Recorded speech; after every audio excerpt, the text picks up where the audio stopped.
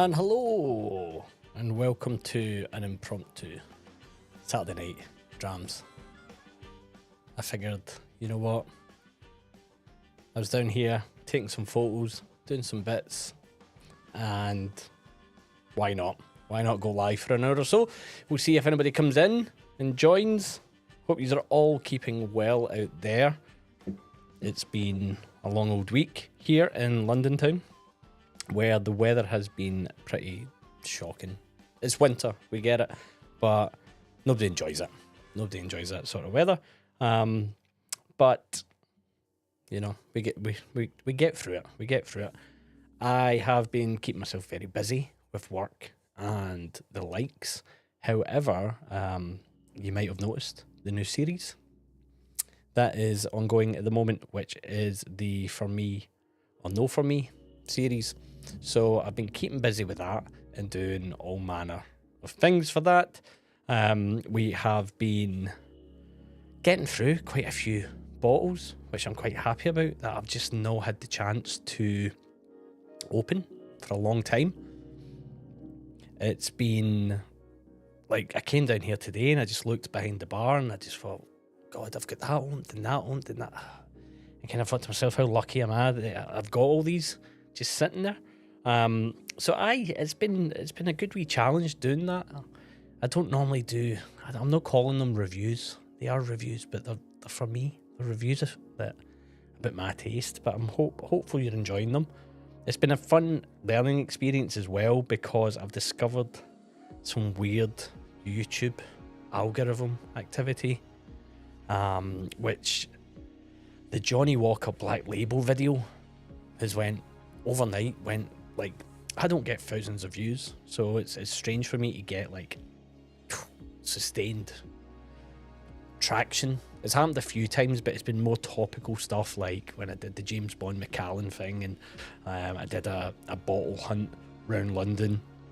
You'll get, depending on peaks and troughs, but the Black Label one, just external traffic, flung like 900 views at it in less than a day, but they just weren't watching it, which is really strange. So I don't know what that was, and if those views will drop again or whatever.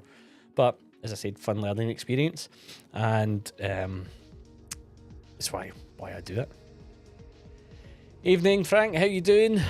I know you've been watching along. I hope you've been enjoying the series. It's definitely been something a little bit different, and I've got another week and a half.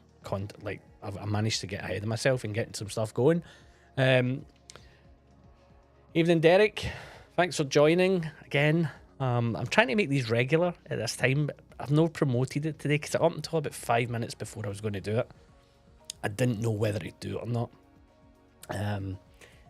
But I got great feedback. I had a really nice comment on the last one from, I've got it here, Amateur Casual 3234, who basically said he never catches them live, and I'm assuming it's a he, but he really enjoys listening back afterwards, working pretty much on my own 70% of the day in a little dark room. So having this in the background feels like company. So stuff like that's encouraging. So that's part of the reason why I thought, you know what, even if it's just for an hour or two, and it's always great to see you guys come in, and the chat in here for a Saturday night. It's been a long old day of power washing the patio, even though the weather's not been great. It's just one of those things that had to be done. So I've rewarded myself with a few drams tonight. I've got a little bit of a theme going off of an email that came out tonight that maybe a few of you might have saw from the Thompson Brothers. We'll have a wee chat about that later on. Evening, Anthony. I'm going to adjust where these come up. Put that there, maybe. Aye, there we go. Evening. Usual question, guys. What's everybody having this evening? I am going to kick off. It's not a Thompson Brothers dram, but I just figured we'll start nice and classic. And we're going to start off with a wee Springbank 10, because I saw that some of the Whiskey Tube Illuminati are in Campbelltown this weekend for some birthday celebrations, And oh god, I've went a bit rogue with that measure. But I figured, can't beat them, join them. So we're kicking off with the Springbank 10 Classic. We're still waiting for the new Springbank release, which is due, I believe, the end of the month now. I've heard the end of Feb. Some places have started putting out emails about ballots. So I think it's a 30-year-old, a local barley, a Kilkerran 8 bourbon, and a long roll, maybe. I think that's what the new series is. It's coming. I just have to adjust a few wee bits here. Some admin, if you don't mind.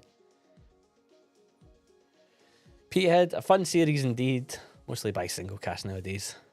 Hardly find something I had a long time ago in the glass. It's part of the reason I started doing it. We're all in the same boat. If you're watching this, you guys have got whiskey, I'm assuming. Or if you're new to whiskey and you're watching this, welcome. Like, I don't know how valuable my expertise is going to be. It's just a good dram, isn't it? Just a good dram, the Springbank then. But I've got bottles. I've got quite a lot of bottles. I've just sat on shelves for a while. People always ask me for like tips or what do you like or whatever. Just in my local like community of friends and colleagues and stuff like that. And it's quite difficult because I think we all moved past quite a lot of bottles this week. And as a kind of whiskey journey goes on, and we don't go back to them unless we really have to, like at funerals or christenings or weddings or whatever it may be. And I just thought, I also am really conscious at the moment, whiskey's now in a fantastic place as an industry. I think the fear of tariffs coming back and all that, and so I don't want to purposely beat down on people. It's easy to punch down if something I don't like, but then I realise that whiskey's so subjective, and we're all different palates. Like Peathead Frank loves his peat, but hates sherry cask. No sherry for him, and that's fine. Like, you know, like that's absolutely fine. So I was thinking about it from that point of view, and I thought, well, there's a lot of whiskey that I need to either revisit or open and try that I've been gifted either from friends and family, or I've bought and it's just been at the back of the shelf. So I'm really glad that you guys are enjoying it. I think there's a couple coming up that are fantastic. I did the Thompson Brothers that I owned last week on stream. I left that wee bit of time, and I've got that coming up for me. I know for me. And I think what I'm enjoying about it is I'm not scripting it. I'm not doing any prep beforehand, bar the odd maybe look up something, but then what I'm doing is while I'm doing it, I'm maybe looking it up and editing it out, so you'll see it kind of jumps a wee bit in times, but that's normally when there's like a question or something pops up. I'm like, this would be useful to communicate. So I've been pushing that out. But also just a few, like the Black Label one. I was as surprised as anybody that it ended up being for me, because I kind of assumed it wouldn't be. I thought I was past that, but actually there's not really a scoring system, but it's not bad. It wasn't bad. And behind me, I don't know if you can see it. Nah, you're not able to see it because it's too dark. But here, beside the gorilla, is nearly a half-drunk bottle of Glenmorangie 12, which I've not even videoed yet. I got a bottle this week, and it was £28, and it was just an easy pourer. And it's just that it's exciting again to like revisit whiskey, but also opening bottles and trying them again and going like, oh my god, this is great. This is why I bought this, because you forget. What's going on in the chat? Let's have a look. What else on? Codger, evening Codger. Great to have you in. Thanks for joining. As I was saying, impromptu, but I'll post out when I'm going to try and maybe post it when I'm not going to be doing them. For the foreseeable, I've got weekends planned at home, so they're manageable. I've got a young baby, so not going anywhere. Plus, I'm at that age that a Saturday night is not a raving night anymore.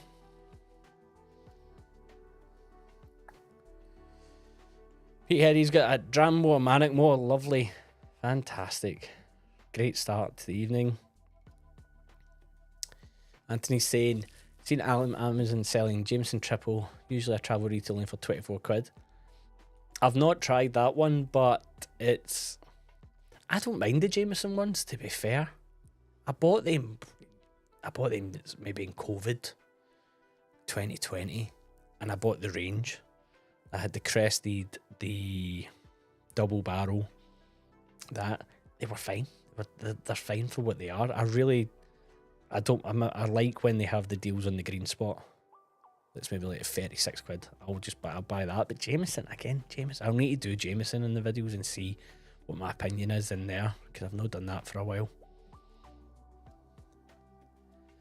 Derek's doing a Clona Kilty 13-year Madeira cask finished single grain. How's that going down, Derek? Be great to know.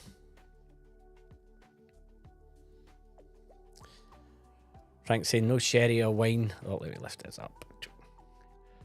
No sherry or wine cask matured for me indeed, but keep in mind that's my current preference. I doubt it, but who knows, my palate will change in a couple of years. Yes, it will. And I took a screenshot. So I got a book. I got myself a book. I was going to get my wife it for Christmas, and I just need to find the screenshot here. A screenshot. I took a picture of it.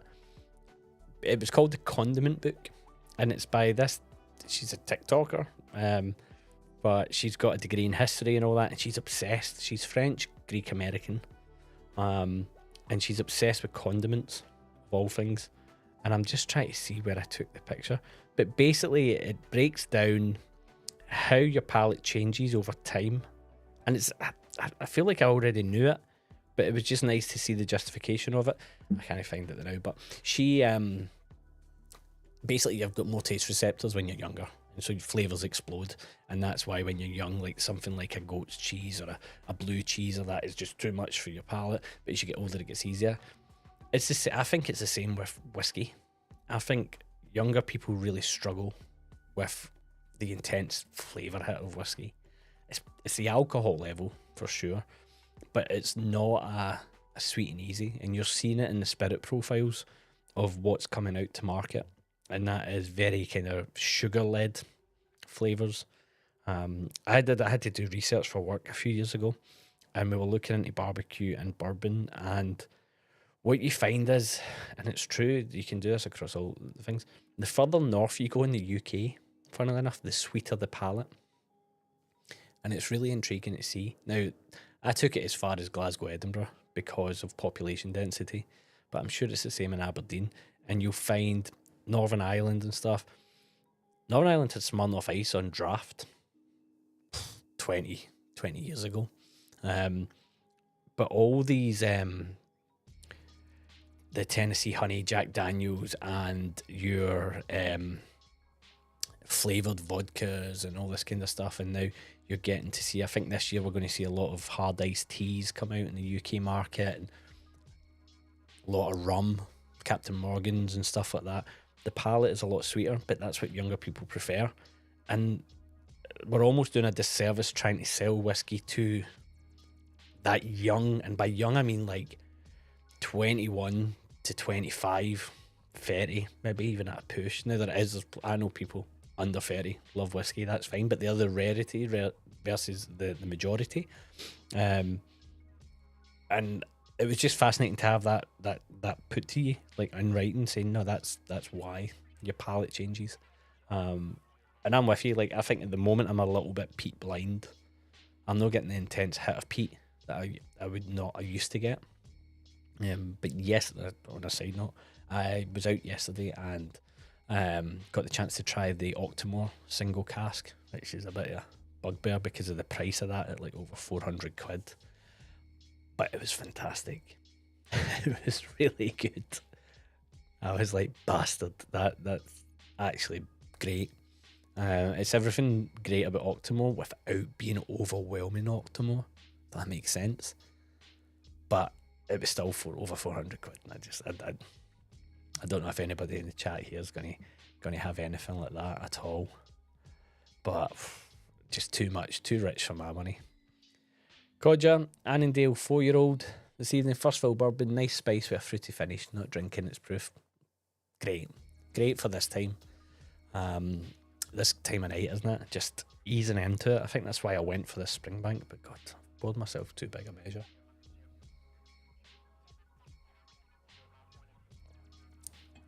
Also having a wee Hoff and a Hoff. I'm on the Mahou Spanish beer, and I purposely picked this one up today because a right bugbear of mine at the moment, well, at the moment in general, is all the beers up. Guys, we've got a wee technical issue at the moment. Give me a minute. I'm going to put the launch video back on while I fix it.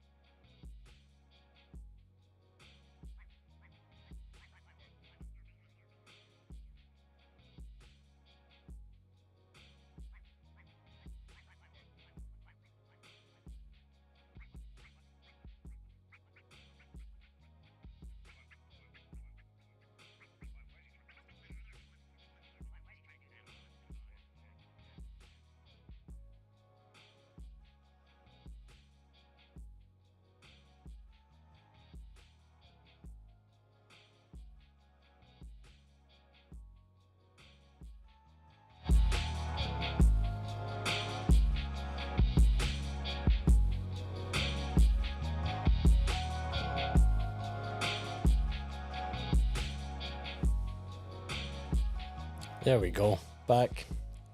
Basically the power of the camera just decided it had enough, so I had to sort the wire out. But where were we? I was saying about the Mahou, and basically just all these beer brands at the moment that are now getting brewed in the UK but pretending that they're still foreign beer. Just making sure everybody can hear me. Aye, it's all coming fine. It's foreign beer like Staropramen. It's a Czech beer. I don't want it brewed in the UK. Why is it brewed in the UK? Don't get me started on the Madry. So this is actual Spanish beer for this evening. Just prefer it than Carling, to be honest. Right, where were we? We were talking, before I went on my beer rant, we were saying I have some less in my Octomore bottle, but that one I bought on offer, €8. Normally Octomore is too expensive. Alternative, cash round still shy. Yeah. The Octomore, I just struggle to justify the price. It's just one of those. It's a nice dram to have, but in a bar, it's prohibitively expensive as well. And if you have it at the start, it punches you in the face, and your palate goes a bit funny. And then if you have it late in the evening, you've probably had a few drams already, and it bypasses you. So then it's the sort of dram that what you're having a one and done. And at that price, it's just quite a lot to be one and done. You know what I mean? Like it's just a bit of a strange one. Evening, Jeff Whisky. Thanks for joining. You've missed. I don't know if you've missed the technical hiccups. You've missed my slight, very, very slight, passive-aggressive rant about foreign beer and Madry. I'm currently on a Springbank 10. I hope that you have not had another day of DIY and all that comes with that, and that you've got a drink in your glass this weekend.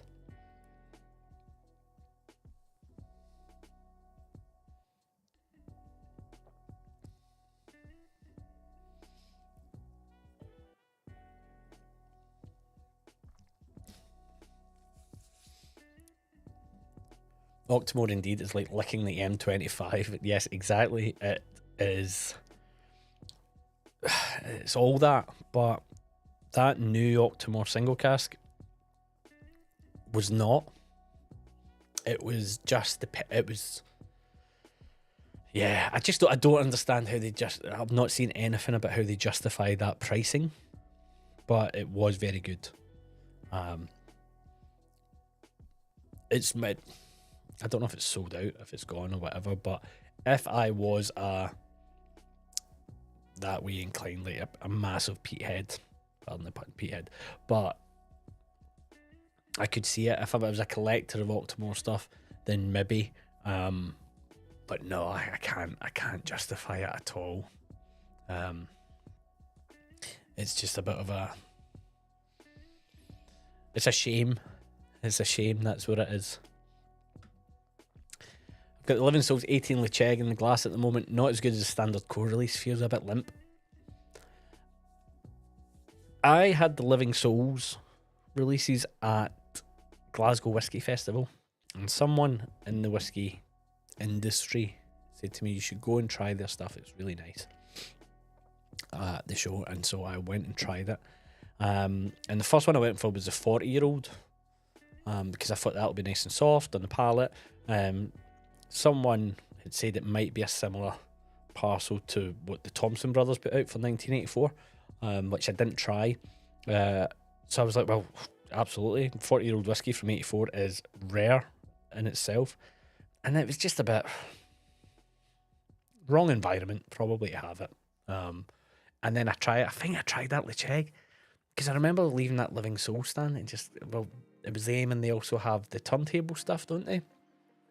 And I was just a bit underwhelmed, if I'm honest. So I'm with you, Jet. I don't know if I think I had that Lecheg. I had a couple of them that they had at the stand, and nothing stood out, and it was quite annoying because I've seen the price points, and the price points were like, oh, I should definitely get into that. But have you tried any of the other? Did they try anything? Did they give you anything else?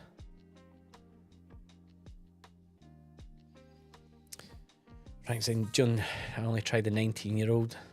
Decent dram, but a little low in ABV and too high in price. Yeah, it's just the balance just wasn't there. There was nothing that was grabbing my attention with them.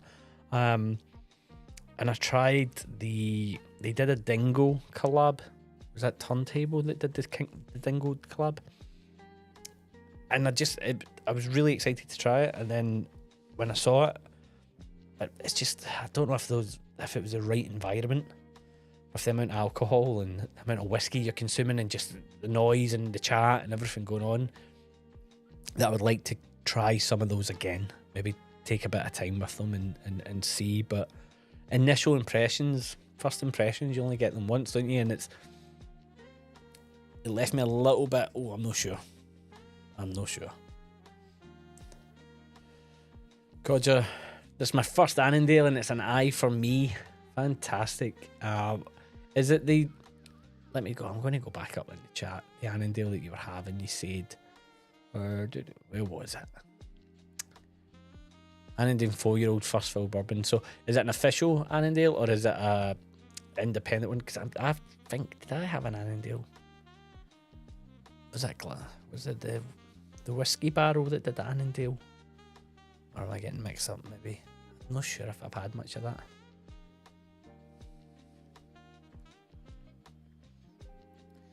I've got the 40-year-old one here too, refill cherry, but 41.2, nice, but not spectacular either. Yeah, and it's I'm not a proof snob, but you wish, don't you? You wish it was just a little bit bigger. And was that the proof that it came out at, or did they bring it down to that proof and try and balance it so they could get more out of that 40-year-old cask? I can imagine. It's hard to say, isn't it? Codgers, at the moment of my whiskey trip, I on the anti-peat. Tried the Lecheg 18 a couple of years ago, and that was definitely not for me. Like, each to their own, isn't it? That's exactly what it's all about. I'm having a look at what I've got this evening. So we've got that Springbank 10 there. I don't think I've got any. Maybe this, peated.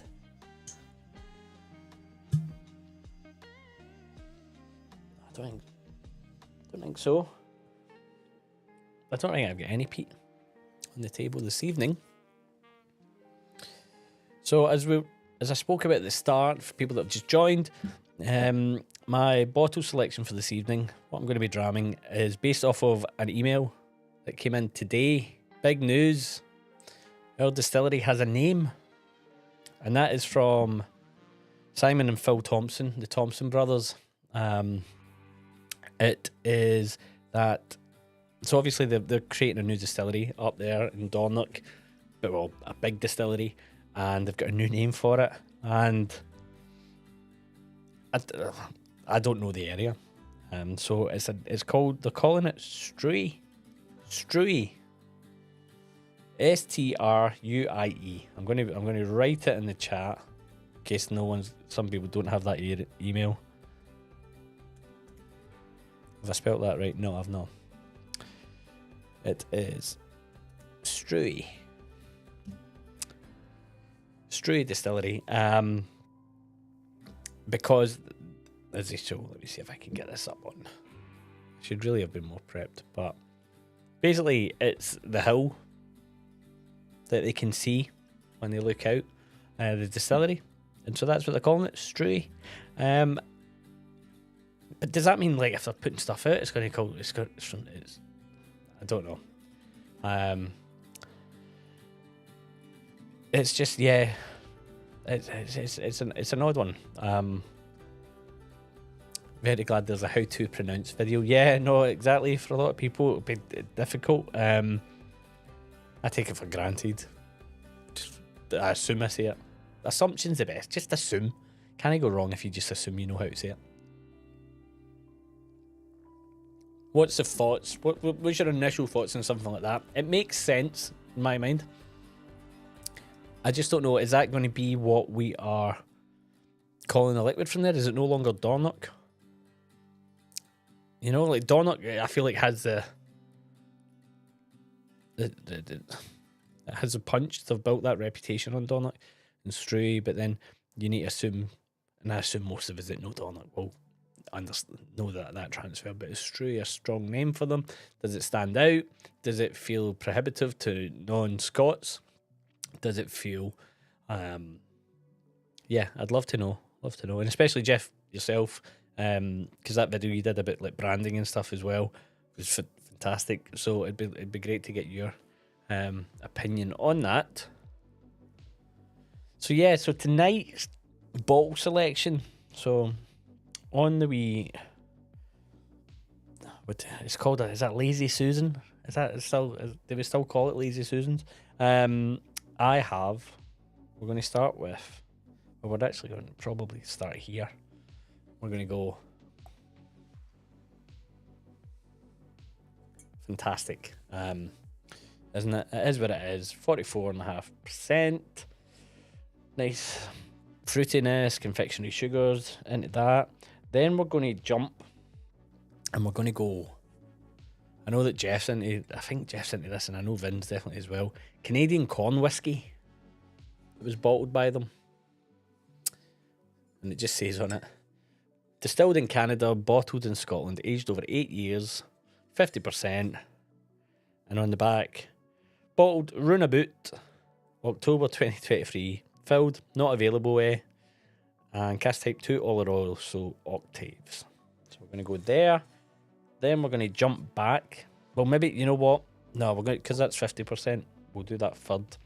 Number 2 is going to be Old Faithful, isn't it? Old Faithful. Thompson Bros, TBB, SW. This one batch is batch number 5.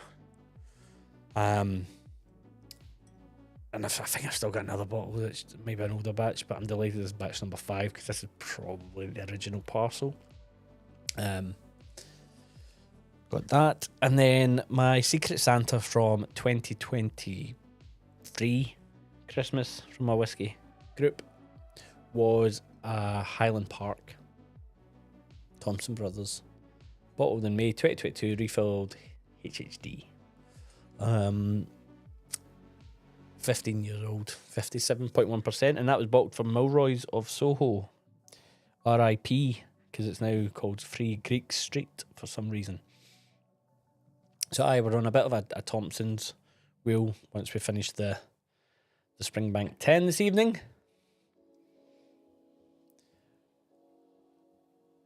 Peathead Stray, promising regarding what we have tried from what the brothers have put out so far. Yeah, I think it's going to be really interesting to see how they take it and how that move to a bigger playground for them will be. I think that Donnock, maybe it's because the Donnock distillery taste is so, it's now maturing to a point where you know it's Donnock. And I had the Sutherland blend at the whiskey show, and they started putting Donnock in it, and you can taste the Donnock, which is positive. Absolutely. So I don't know if maybe they want to try and keep that more boutique. Jeff, with my default marketing brain, that will have a bit more of a battle with a less punchy and harder to pronounce name, especially at Scotland, but sure will still be top quality. Yeah, I think that's the question, isn't it? It's like, God, you see, I don't even know how you pronounce Glenmorangie. Is it Glenmorangie, Glenmorangie? They've put out ads about it. I still don't know, because my accent would be Glenmorangie, even though it says Glenmorangie. That's how I pronounce it. But it's is it Glenmorangie? I don't know. Confusing myself. Glenfiddich, Brookladdick. Like, Scottish people will pronounce it wrong as well. So it's always a gamble. It is a gamble, but it's exciting news, and the crowdfunding is going to open up to, at the moment, crowdfunding is coming from like some big spenders, from what I gather, according to the email, and then it's going to open up to everybody. So I'll definitely fling a few quid in. Won't be a lot, but it'll be something.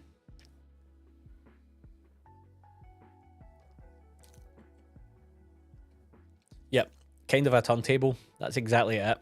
I've had it. I bought it ages ago, and I was going to use it for videos, and it does. It's pointless because you just see my hand come in, and you can't get it smooth enough to move for the bottle to turn. So it's just sitting on top of a table now, but it's quite handy for this. Glenmorangie. So Glenmorangie, not Glenmorangie. That's when you type it, isn't it? It's yeah. But the current branding, see, that's not came up yet. There we go. But the current branding confused people. Yeah. I was doing my day of power washing, jet washing the patio. I put on Roy's Aquavitae's V-Pub from Thursday night because I've not had any time to just like sit and watch it. I've not had that luxury. So I put that on, and it was really interesting that he opened up the Quinta Ruban, which I love. That was like my favourite Glenmorangie that I'd ever had. And that was back pandemic 2020, before they changed the branding. I think they upped the age as well. It came in this black. It's still one of my favourite bottles. Just a really slinky black little number. Just don't want to go Jim Murray, but it's it was just a really, really classy looking bottle. They've changed it to green. They've done that fine, but I've not had it for ages. But I think what they're doing, and I did this last week, and I hate to bang the drum, the LVMH drum, but they're actually making the right moves, it feels, with that brand.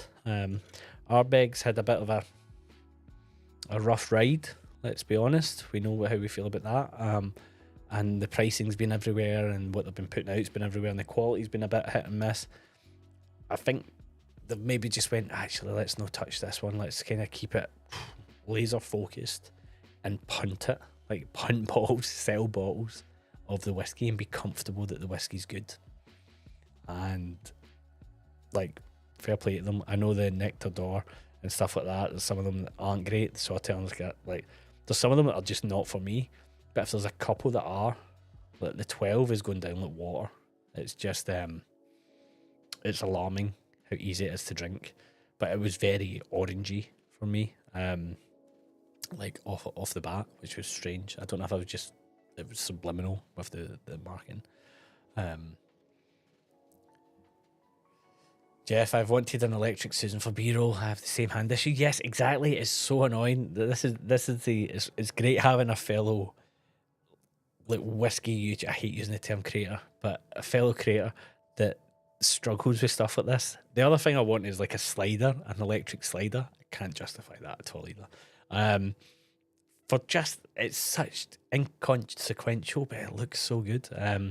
I tried putting tape on it and trying to like pull it. I've tried everything, so it doesn't. I've tried slowing it down and that, but you just see it all. So it's an absolute nightmare. No, that's a small hand you have. Yeah, well, I'm the same. Last Sunday I nearly decided to have 6 fingers and split right down the middle with a hatchet. Try to cut a bagel. Why I was cutting a bagel with an actual meat chopper, I don't know, but it's not ideal. So be careful. Be careful on a Sunday morning when you're making your bagels.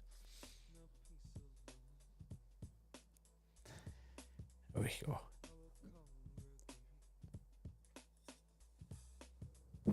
Guys, it's always good for a wee bit of feedback. Is this background music too loud, or is that okay? Or should I turn it down a little bit? Because I can't tell because of the headphones. So I'm hearing it quite loud.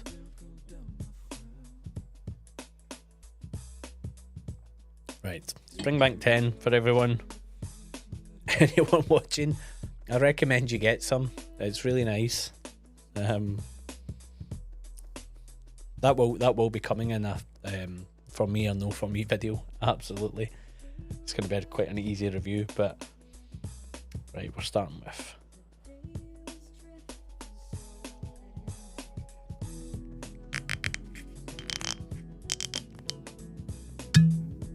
go. Just me that enjoys the bottle pop. Just like go. And I'm pouring it in the same glass because the reality is, right, I've got tons of them, but I'm not moving for the chair. Let's be fair, doing that. But none of these whiskies are new to me, so I don't mind a wee bit of mix and matching. And yeah, thanks, Frank. Music is fine, great, fantastic. David, welcome. Thanks for joining. Really like the earlier Quinta Ruban 12. I haven't tried. Yeah, I'm the same. So I've not tried the 14, but Roy's review, and I wasn't watching. I had it in my pocket and was listening. So I don't know if, I assume his was the newer 14, if it was the green label and he was talking about the mint and stuff. I don't remember the mint. But to be fair, when I was drinking it, my palate wouldn't have, I don't think my palate would have picked it up at all.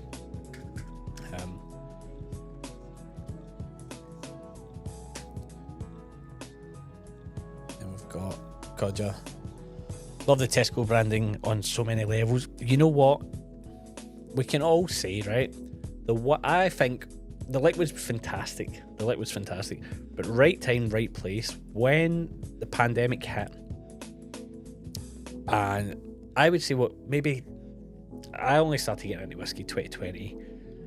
So maybe, I don't know if it started 2019, whatever, the Thompson Brothers bottle was going out and they use the artist KNG and all that, and their labels would always stand out, and they were so clever with that marketing of like that style of label, where it was very clear, Thompson Brothers and that, but then when they start to have a bit of fun with it, and this was just brilliant, wasn't it? It was so good. And that's KMG as well, but they just a bit of tongue-in-cheek, a bit of fun. I'd not had, it would be great to know if anybody had the Amazon bottle and also had this bottle. So this was batch 1 release, I think. Or was this batch 2?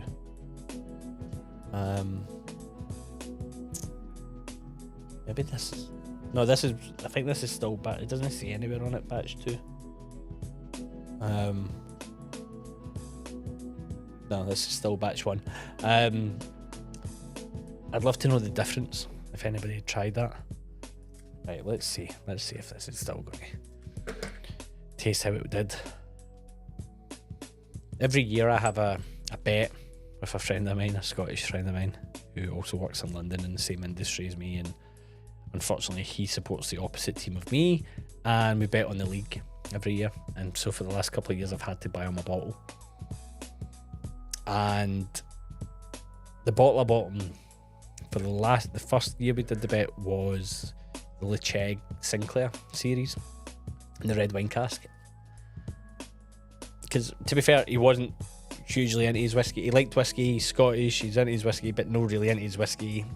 Just a typical punter. But I thought I'll get him something decent, rather than just hit him with a bottle of Bell's or a bottle of White Mackay. And he really enjoyed it. And then this year they won the league again, and I got him that. I got him the Tesco bottle, but I took it. We went to we were really fortunate. He won in the ballot, so I won in the ballot. Gained match day 2 from Munich for the Euros, and there's a little video of it up on the channel. There was no whiskey consumed. I went in a whiskey shop, but there was no whiskey consumed really. But I went for that, and he won quite a few tickets, and he also won the semi-final. And he said to me, "Do you want to come?" And I said, "Absolutely." And then it transpired it was the England semi-final, and you had 2 Scottish people and 2 English people. He invited 2 English people as well, and so it was a weird environment. It was weird because Netherlands took the lead and then England won, whatever. But we had a great time with our beers. And then we went back to the hotel, and we were staying right opposite the stadium. And I pulled out the Thompson Brothers, and I just wanted to see if the nose is the same. Because I remember saying it to them, I was giving them tasting notes, and they were going, "You're talking a load of rubbish. None of that, none of what you're saying is true." Because I was getting like confectionery notes, and I was getting a bit of pineapple cube, and I was getting powdered sugar, a bit dusty and a bit chewy. And he was adamant. One of the guys was like, "Nah, you're not getting any of that."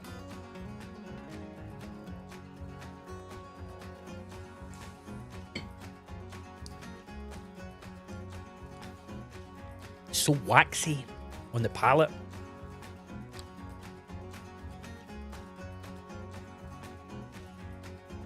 Bear in mind, I went from the Springbank to that. I'm not getting the inherent sweetness that I had the last time. But it's, I don't think it doesn't feel hot for what it is. It feels really good.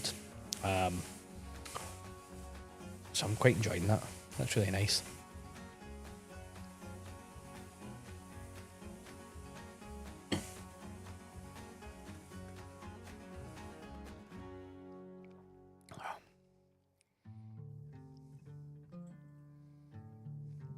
Right. Get back to the chat, guys.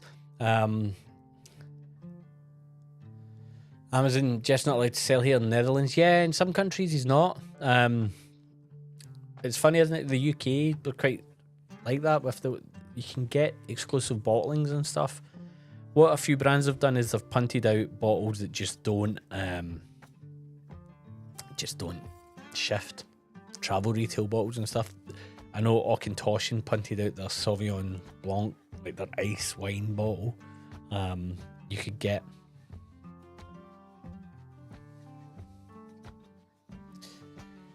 Had to find the Amazon dates for a video editing at the moment. Batch 3 include a third distillery, low ABV, the Billionaire top-up exclusive. Yeah, it's one of those ones where I want to know what the third distillery is I've put into it, because I know this one was it Glen Ord? Did they say Glen Ord and Clynelish? Were the two in it? I feel like those were the two that were in this one.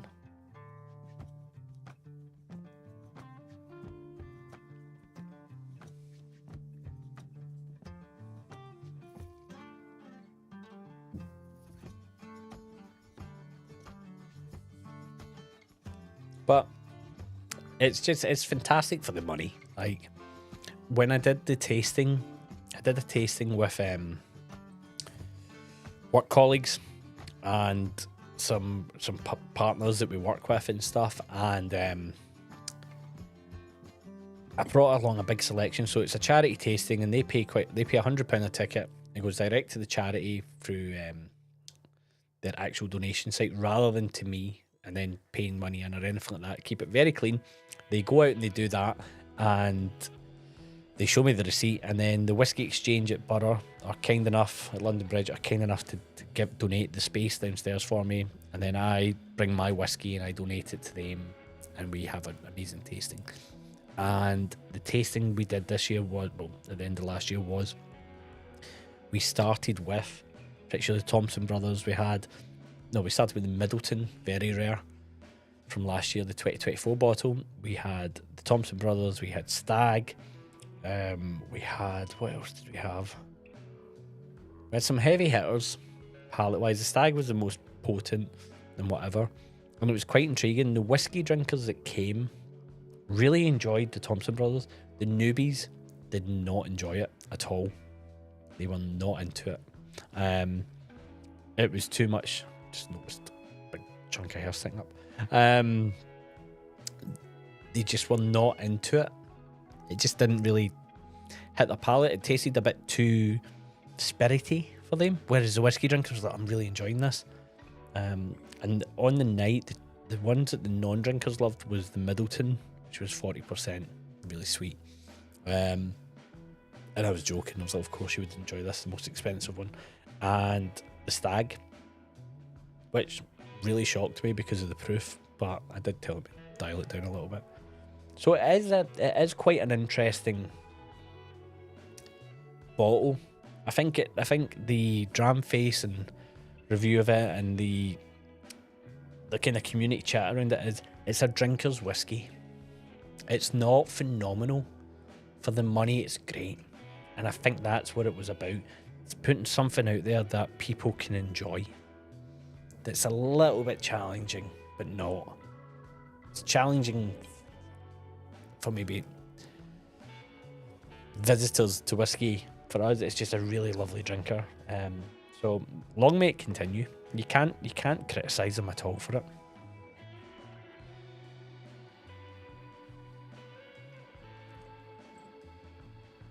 Yep, Glen Ord and Clynelish. For anybody that doesn't know, Glen Ord supplies a lot of stuff to Singleton, which I've been drinking the Singleton 12 recently as well, just as having something up in the house that's not cast strength, Not super like detailed, I can just pour it and I don't feel guilt for having it. It was £25. It came in a gift set. I got 2 glasses, a bottle of Singleton 12 for £25. And it's fine. It's absolutely fine. And I think it's interesting what Singleton are trying to do and kind of go down that route. And they're targeting, like, I don't know who they're targeting, to be honest. I don't know who they're targeting.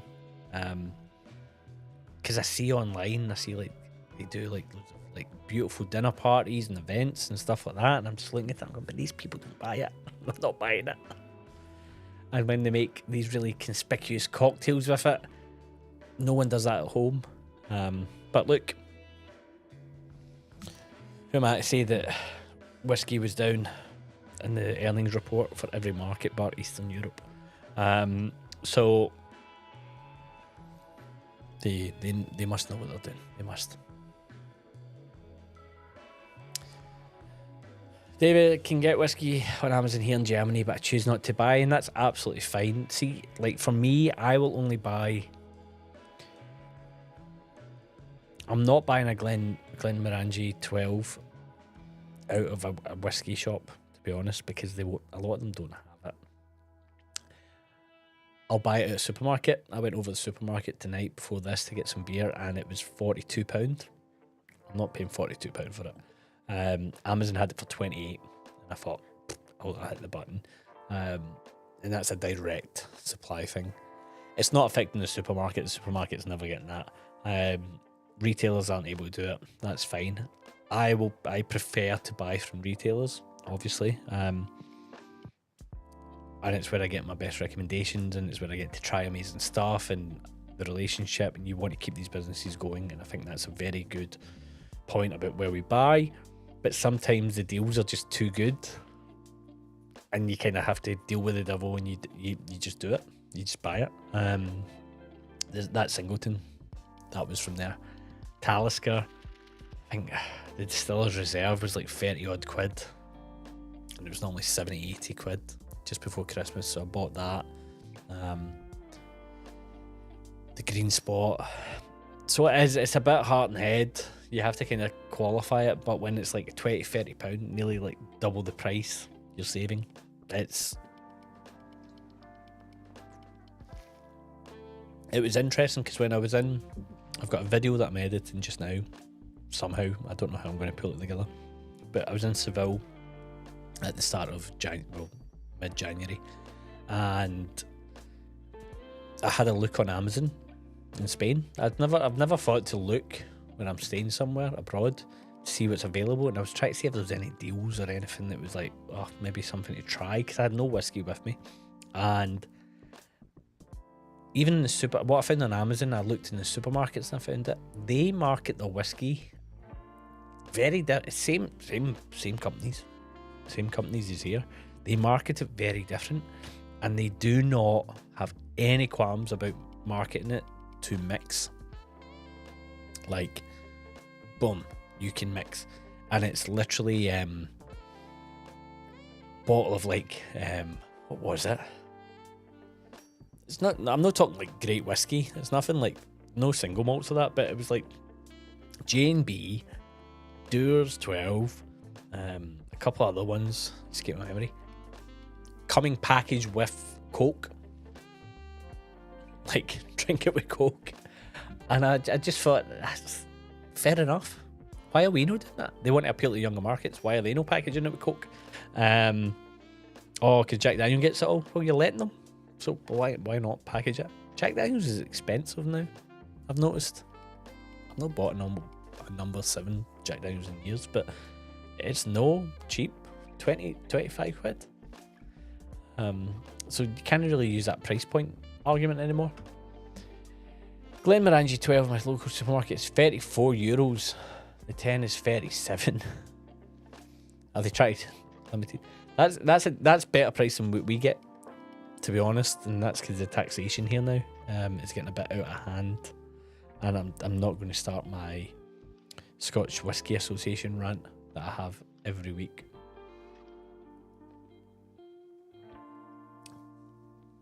Because we all know they could do more, and they're just not helping it. But if you can pick it up local, like, fine. I think that there's a couple of bottles, and it's a really easy concept. Jeff done a great one where it's the kind of low tier whiskey, and like his review of the low tier whiskey, and that really interesting.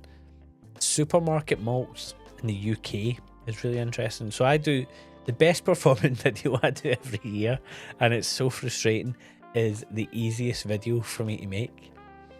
And by easiest, I mean the most low effort, no thought behind it, is the supermarket video, when I go and show what's on the shelves in the supermarkets at Christmas time and the offers and stuff like that. People seem to really love those videos.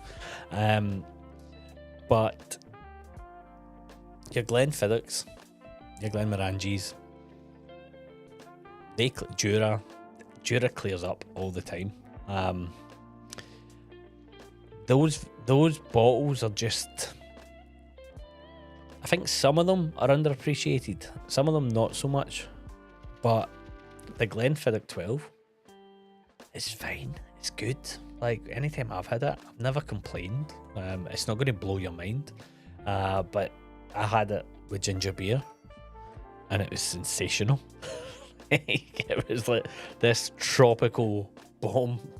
And so I keep looking for Glenfiddich 12 on offer now, because I'm like, that was a great cocktail.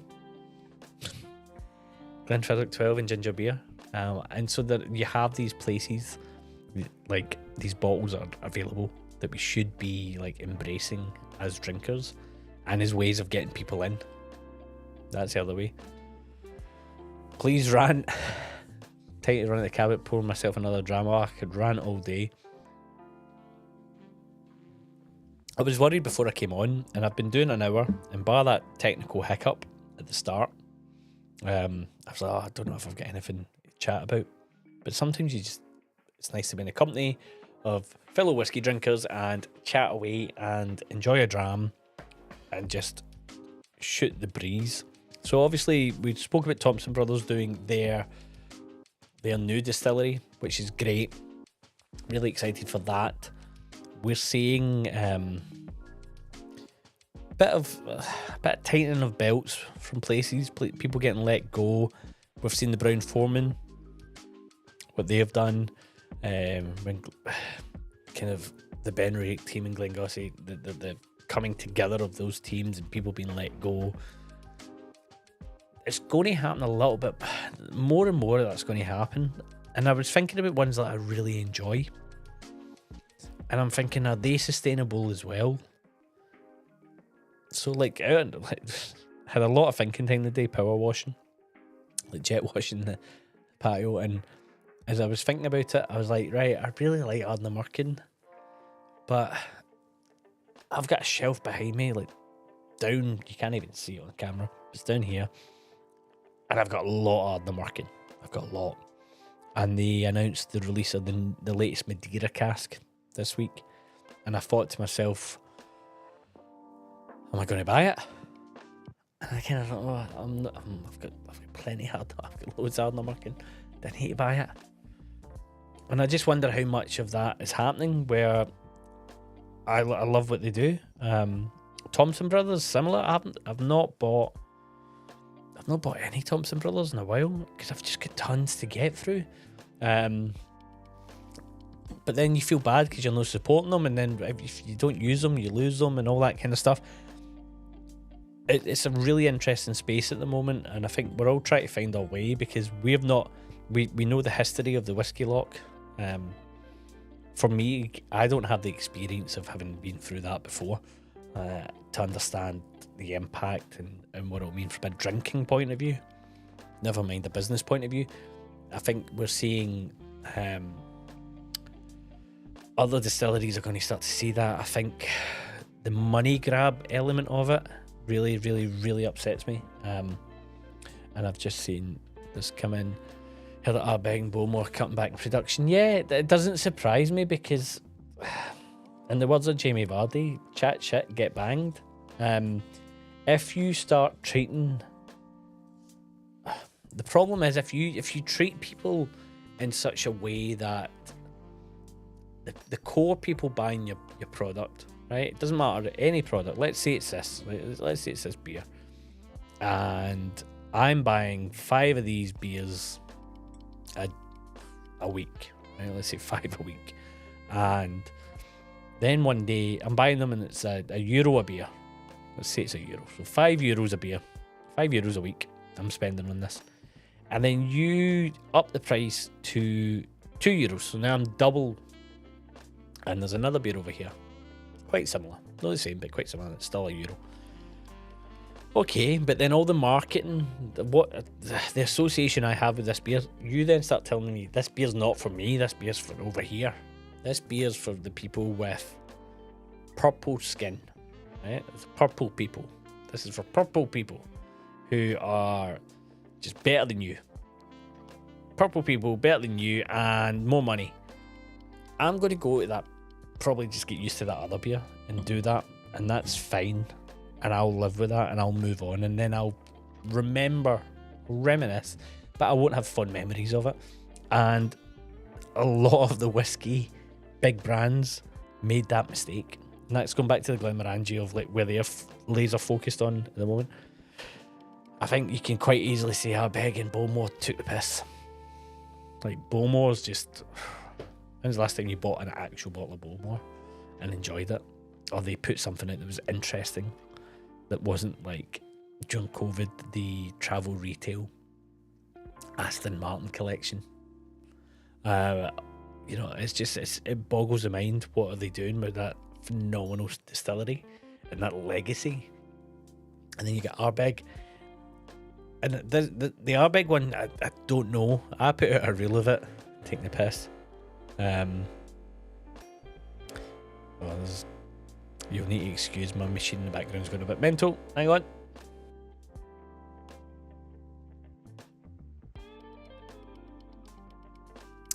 There we go. Taking the piss, and then I took the piss out further when they brought out the newest committee release, and they sent it to everybody. Must have no found this guy. Everybody else got it, and then all the posts came out. The wave, the embargo was lifted, and the wave came out, and everybody was pissed off by it. That I know in the whiskey community, all my whiskey group and that were like, "Oh, was there an Ardbeg released?" It was just a little wave of that. And everybody's saying, "Oh, it's lovely," and you're just like, "Don't trust you," and they've lost the trust. And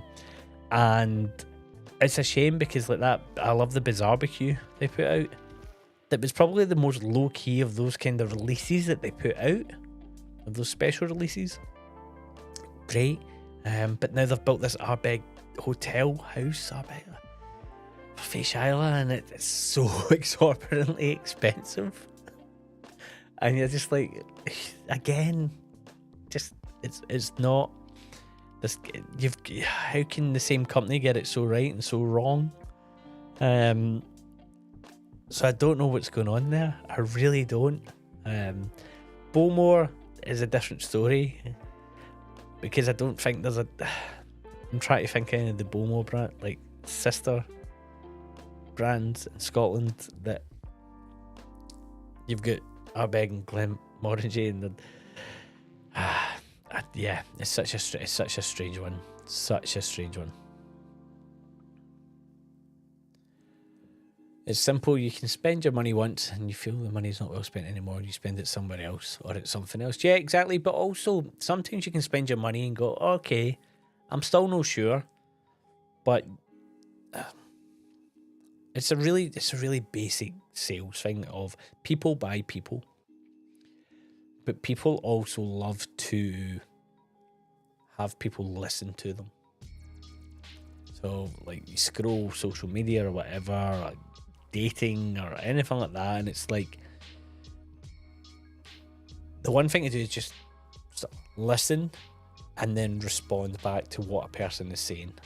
And that little response makes such a difference of you feel heard, and it's why some brands are doing so well, like Ardnamurchan.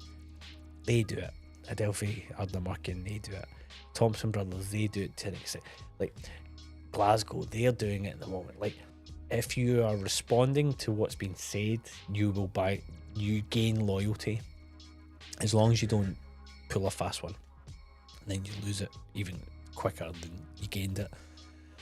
But what we're seeing is, like, with price hikes, and Aquaviti covered it on Thursday night, but certain brands, Saints and Sinners, and that just went to the moon because of the boom, and you just left us all behind. But you never left us behind in a way of like you were off to some better place. You left us all behind and we just found better things. The one that really pains me is Macallan. I just think they're so lost at the moment. I just don't know I don't see how they, like, they're selling a finite amount of liquid at the higher end, but there's nothing below.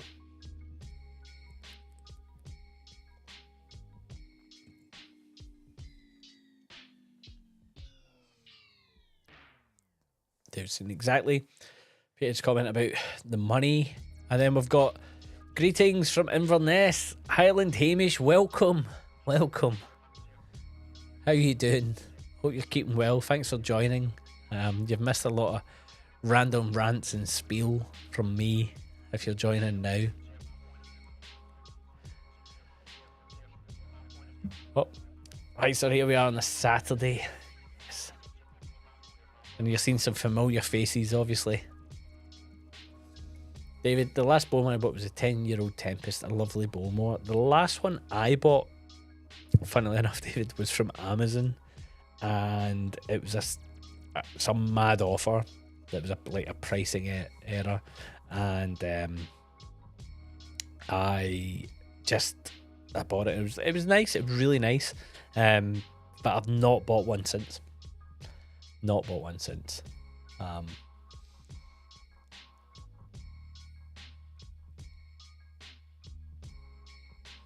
Says once this was a slot that Sheila had, but now she's been doing her things. Great drinks. I'm assuming time slot. I'm trying to follow the chat, and then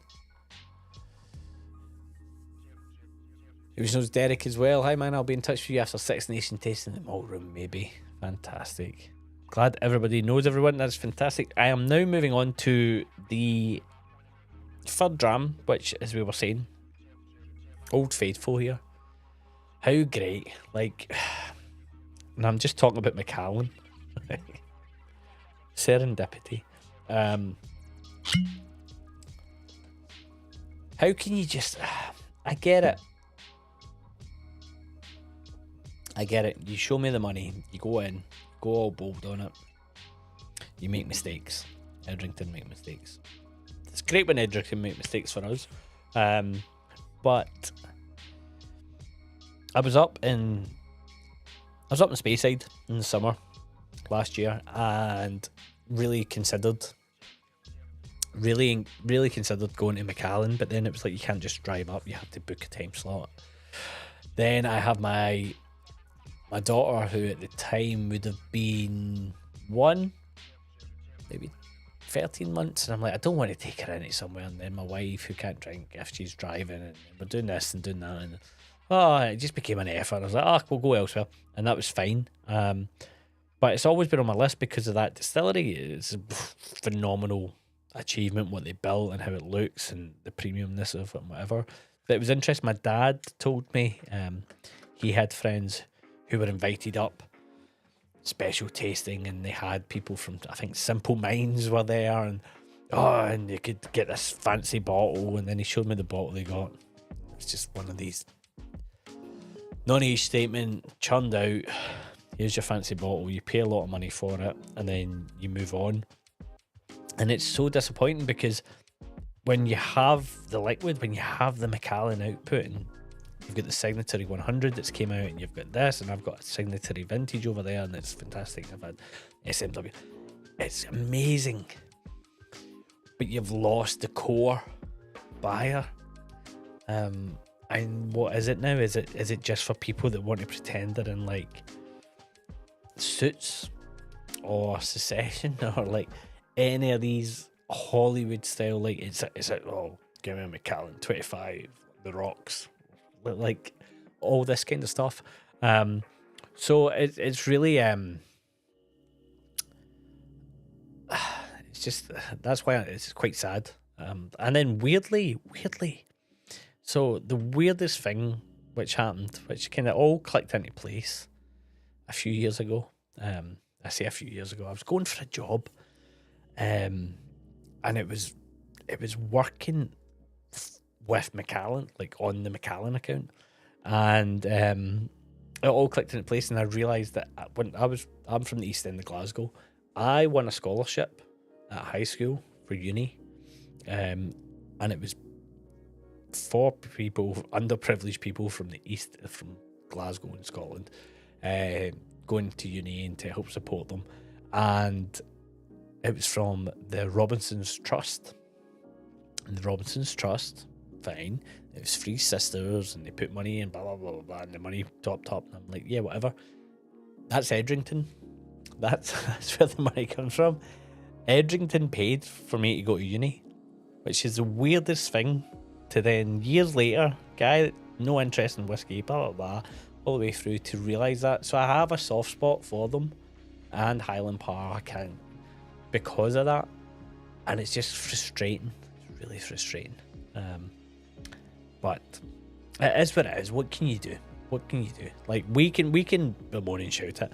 They're still selling at £1,100 bottles, donut bottles. You know, people are still buying them. People still see it as it's still a brand. It's still deemed high end. It's just a shame that it's moved to a place and it's taken a lot of brands with it. And there feels like there needs to be a readjustment and just a midpoint, like a reassessment of what are we trying to achieve. Because with the taxation and tariffs and all that kind of stuff, you're going to find yourself in a really awkward position, and it's going to be the smaller brands that are going to just sweep up, take it. In my opinion, this is all my personal opinion. This is all just me chatting away on a Saturday night. Hamish, we spoke about that at the start. So I've got a Thompson Brothers flight going in the name of that. That's great. That's really good inside knowledge. It's also the name of a golf course in Dornoch. We were trying to understand why that name, because it feels a wee bit prohibitive to non-Scots.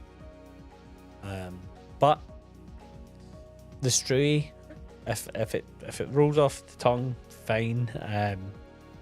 But then we were saying, oh, do you lose the legacy of Dornoch, or are they going to keep Dornoch as the micro distillery and then continue doing the stuff over at Struy, and how's that going to work? It just gets a wee bit confusing.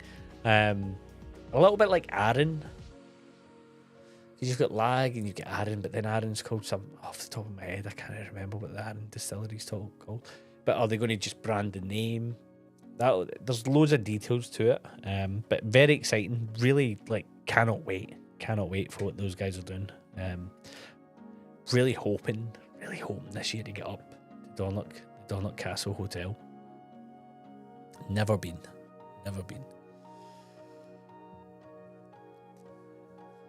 The way Macallan positions themselves towards me, a customer that wants to come and visit, it's a no for me. We're back at the start of this stream. Exactly. It's weird, isn't it? It's just weird why they're doing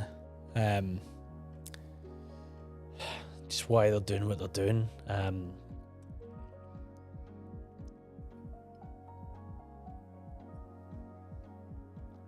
In my day job, it's always it used to be thinking about, oh, that's really good. Thinking about for any kind of consumer good, right? And whiskey can fall under consumer good or luxury good, but let's call it consumer good. If someone buys one of your thing a year, but it's finite, it gets used, right? So it's not a forever tool. And by forever tool, I'm talking like maybe you've got a laptop, but you know it's not going to be one a year. It's going to be longevity to it. For that finite good, you want to go from maybe 1 to 2. So if you can convince people to use your product more, then they will run out quicker and they'll have to buy another one. And shampoo is a great example of this. If you read like at the back of like a bottle of Head and Shoulders or something like that, it will say lather, rinse, repeat to help with your hair. No, it doesn't. You've already washed your hair. You've lathered and you've rinsed. It's done. It says repeat because if you follow that instruction, you'll use that bottle in half the time. Right? And then that half the time means you have to buy another bottle. It's a very clever tactic. Now, in whiskey or spirits, all you have to do to double your sales is convince everyone that buys your bottle and drinks it one a year to buy 2 bottles a year. That's all you have to do. And so then why alienate all the people that are currently buying or used to buy and go after an audience that seldom buys? And it becomes about nostalgia, or it becomes about moments, or it becomes about recognition balls. And I touch upon this on the video that comes out tomorrow, the latest from me or no from me. But there's certain bottles that are bought as gifts, and there's certain bottles that are bought with a heft because of the weight of the bottle or the reputation of the bottle. And with that, that's how they roll, but they're not frequent buys. And if you just position your bottle in a certain way, you can shift more of it. It's not difficult, but it is, and that's why I keep coming back. It's been the last few weeks. I keep coming back to this Harrison Ford, Glenmorangie advert. It's the first time in a long time that there's been a whiskey advert that speaks to the person that buys 1 bottle a year. And that person, I guarantee you, will be more tempted, if it connects with them, to buy 2 bottles. And if everybody follows that, they double their sales. It's as simple as that. It's just I get it. You have to go after new people. Absolutely, but you have to look after your base as well. And I just worry that Macallan's just went too far. There's a video up from pre-Christmas when I was trying to do all my Christmas videos, and I opened up the Macallan A Night on Earth in Scotland. Finally, I sat on that bar forever. Just awkward box, and finally opened it, and it was the most disappointing, to the point I was angry. I was really disappointed and angry about it because it just tasted crap. It was crap. I don't want to say that. I don't like calling anybody's like product crap, but don't be out there doing this stuff and charging what you're charging and then putting that out. People are just not going to drink whiskey anymore. Like, it's as simple as that. If that's what your brand is. Shampoo is not a good example for me. Maybe polish. Aye, fair enough. And David, look, I've not got long left. Don't you worry. This when I started this channel, I'm pretty sure this hairline was here. But it is on the back. If you read the bottle, if you in a supermarket, have a look. It's quite funny. And you get a lot of stuff that's like that, where it's like the CPG products, like fast moving goods, that are like, no, don't have 1, have 2. Don't do 1, do 2, or don't do 2, do 4. And it's a way of shifting the product. But for whiskey, the main thing is like encourage your people to drink it and make them feel like you're happy they're drinking it, and they'll drink it. It's intriguing to see.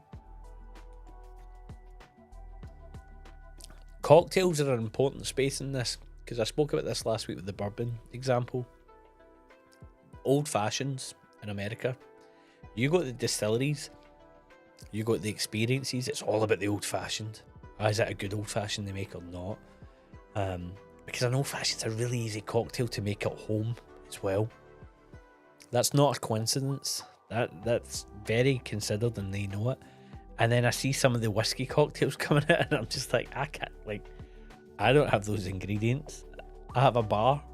Like, I don't have those ingredients to make it. How is the average person doing their supermarket shop going to be like, oh yeah, I need to get this, and this, so I can make a drink when I get home? And we were talking about it this week, some friends of mine, about Jameson, about the great job they've done. It's been a long play with the Jameson ginger ale and lime. They have it in ready to drink cans, and they've really pushed it, and it's landed. People are telling me, oh no, it's nice, and I'm like, the fact that you've tried it says more than anything. So I always feel like I end up landing in this spot because it's my biggest frustration in whiskey about talking about this stuff, about how we need to address it, the elephant in the room, which is there's just no new people coming in. There's none. And the longer we ignore that fact and kid on that these luxury buyers are going to keep everything going, the worse it'll be. I just clocked a comment there. I'm just going to come up here and fling that up from Peter. The last Bowmore I bought was at the distillery for £200 bottle, but that was for a friend, over budget for me. Yeah, like, it's just so frustrating, and like, there's expensive bottles, so it's hard to understand the value. Like, where do we draw the line? It'd be great to know in the chat, guys, like, where's your line? What's a price point that you're willing to, like, buy to drink, and then you're willing to buy to either collect, put on the shelf for a later date, or just collect in general, which is fine. I know some people can be funny about it, but I've got a collection of Chichibu in the house. I've been buying all the London editions, and I've got a single cask, and I've got another single cask. Like, I pick them up and then I don't drink them. And the reason I don't drink them is because the one I bought a couple of years ago was, I got messaged and offered the chance to buy it while I was in hospital with my newborn baby, and so obviously I did, and that's her bottle. So that's not for drinking. The London editions, I just like collecting them, to be fair. I like the labels, and so you kind of get to that, but then they're not cheap. It's an outlay.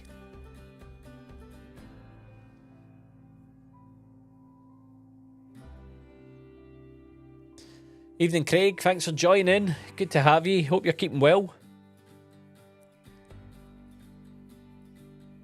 A little sleeper stream this evening. No publicity is good publicity, is that what they say? Don't think so. Yeah, we just went for it. Glad you joined. Petehead, your cocktail remark reminds me of the days I worked on the grocery market. We also sold recipes, just bags filled with exactly the ingredients people needed to make it. Yeah, exactly. We have to purchase. If you knock down the barriers, if you make life easy for people, it's amazing how much they respond. I used to work on beer. I used to work with beer brands, and one of the beer brands was InBev, AB InBev. And one of their beers is Lef, the Belgian beer. And in the UK recently, there's been, because of Brexit, taxation and all that, they've dropped the percentage of the actual beer. It's mental. You can still buy it in Europe for the actual percentage, but never mind. But they were trying to position it because it's a strong beer. And what they did was they worked with it doesn't exist anymore, but it was a supermarket aggregator. And what it would do is it would make a perfect meal to go with the beer. But they also had some alternatives where the beer could be used as an ingredient in the recipe. And the ad itself, you could click on the ad, and then it would take you to the aggregator supermarket site and fill the basket with everything you need, and then done. Fantastic. and great, inspired. That's exactly what you want. But with the whiskey and the cocktails point of view, it's not so much it's just some of the ingredients are like, you need to make a slow syrup with all these ingredients. Like, do some like candied jalapenos, get a jalapeno, chop it up, create a gum syrup, pour that in, leave your jalapenos. Like, no one's doing that for like 2 days and then making a cocktail with it. Like, they're just not with a £25 bottle of whiskey. It's the ambition is there, and I understand it, and it's positioning. But the reality is the uptake of people using the product and the sales. So it's a tricky one. It's a tricky one. I don't have the answer for it. If I did, I'd be very rich. But I think we're here. We're here and we're open to comms. Talk to us. Just talk to us.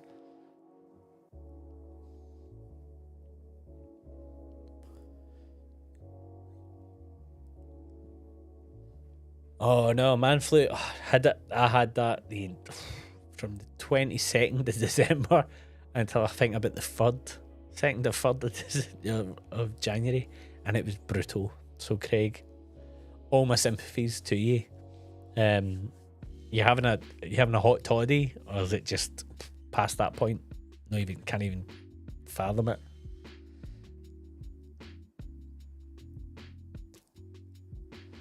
David, my stash is for drinking eventually. No, absolutely. There's no point in having them forever. It's more just you end up with so many bottles, don't you? And you're just kind of like, well, what am I opening? Like, I've got another Markin down there that I was going to open, which was the Doddy Weir charity bottle. My name is Doddy, really stated.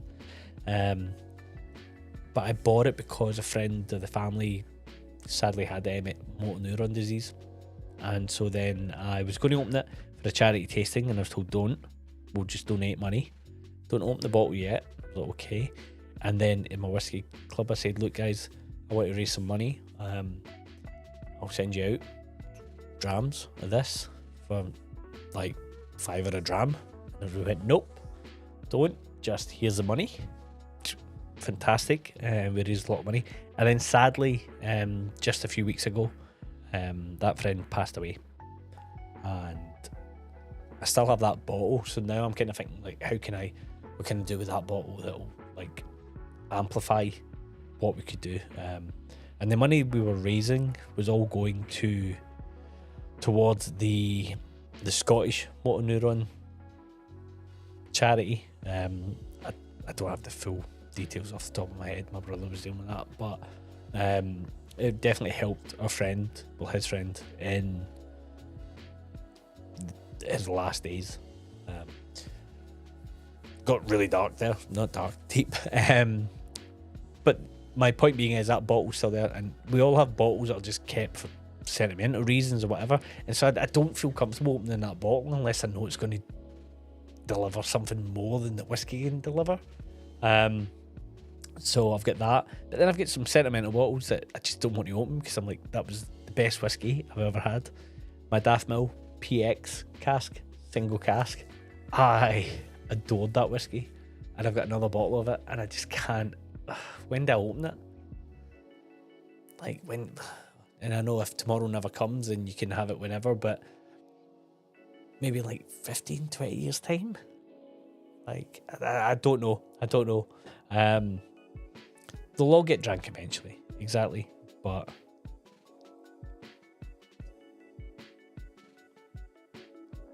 it's what it is. But yeah, I've not seen. Let me know, guys. Price point. Where's your price point for buying? What's your ceiling for your buying drinkers, and then what's your ceiling for anything that you're buying long term, like the bottles I just spoke about there? What's an average? I would say, like, my buying, it's funny how you kind of push up, isn't it? It's like lifestyle, they call it lifestyle creep. but starting like £35. Oh, no more than £35. 40, 50, and I would say no, now as a drinker, probably up to regular drinker, no more than maybe 75. Occasional drinker, like a daft like that, maybe 110. And then a collecting point or like a stash, occasion, whatever, 200 or so, maybe push it. Depends what you come across and what the opportunity is, but that's kind of where I'm at. Don't get me wrong, the Signatory 100s for 45 quid. More of that all day, every day.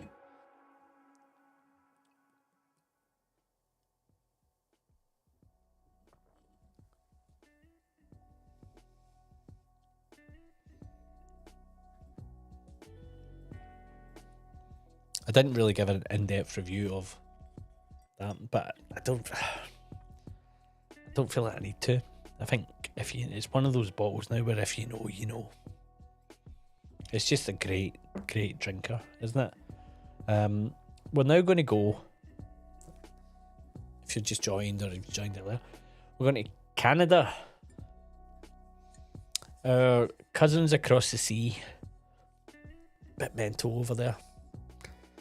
Really mental. I really feel for them. With everything that's going on. I just can't. We'll not get into politics, but mental. But as I said, I don't know if you'll be able to see this. The back. It says not available. And then for the date, Runabout. South Park has a lot to answer for. This is Canadian corn whiskey, over 8 years old, 50%, 211 bottles, and 2 Oloroso octaves. That's all we know about it.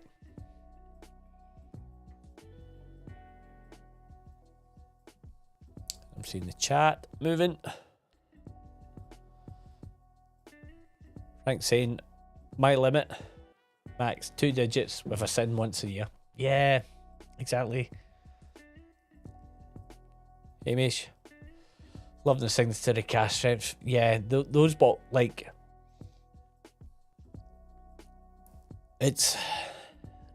we've needed it.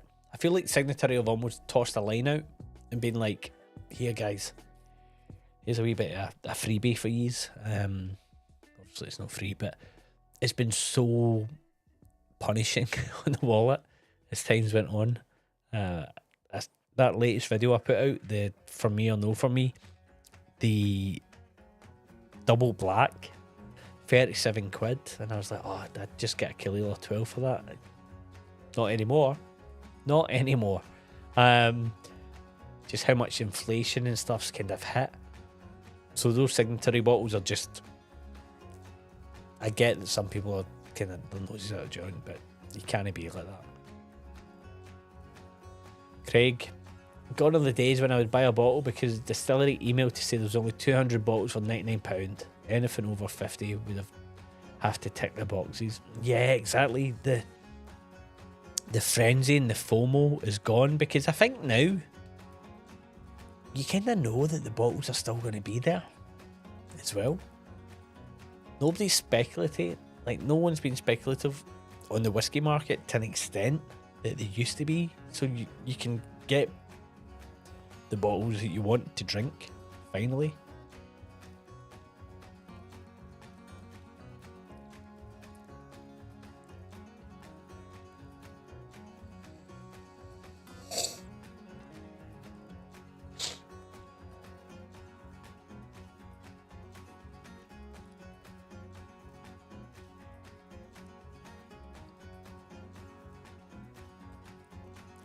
Very different to what I expected.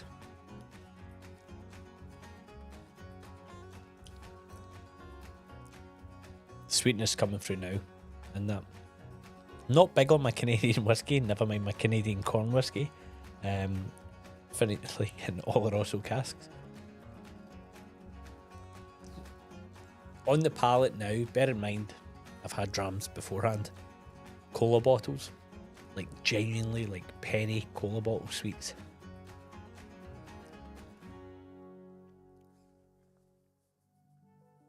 Teasing the jaw.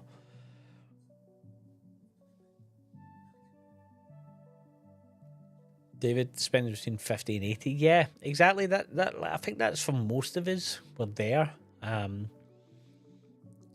I've noticed my spending come right down. Obviously, I had a lot of disposable income during COVID. We all did. So I managed to fill my boots. And then I'll get offered bottles, or like, oh, do you want this? Do you want that? And I'm kind of like, I'm okay. But then I feel, because I'm like, not obligated, but you want to help the shops. You want to make sure that you're still supporting them, because if you don't, you lose them. And I don't mean it on a personal level. I mean, like, businesses are going out of business because there's not enough sales anymore. Tipples in Manchester, for example, just had to pack up shop. Couldn't do it anymore because the sales dropped off a cliff, and rates went up, and everything, cost of living and everything, inflation, and so you're kind of in two minds. What do you do? So I'd try and pick up a bottle. Like the other day, I was in the Whisky Exchange in London Bridge, and like, don't get me wrong, the Whisky Exchange aren't struggling for money, but it's coming out of January into FEB. It's a quiet time of year, so I do want to buy stuff, but I don't want to buy stuff for the sake of it. And then they had the Signatory Secret Speyside, the Macallan. And there it was, and I'd been in the shop for a while, and I saw it, and I just went, grabbed it. And then I thought to myself, am I going to drink this anytime soon? Do I have a reason to buy this right now? And I was like, no. That was just like a reflex of like, I need it. And I put it back on the shelf, and I just went, nah, I don't need it. I don't need it right now. 45 quid. 13-year-old Macallan. So there's been a shift. So if I'm doing that, and we're all kind of being sensible with it, as I was saying at the start, that's why we need to be quite kind to everybody in the industry at the moment. It's going to be quite a tough marketplace for the next couple of years.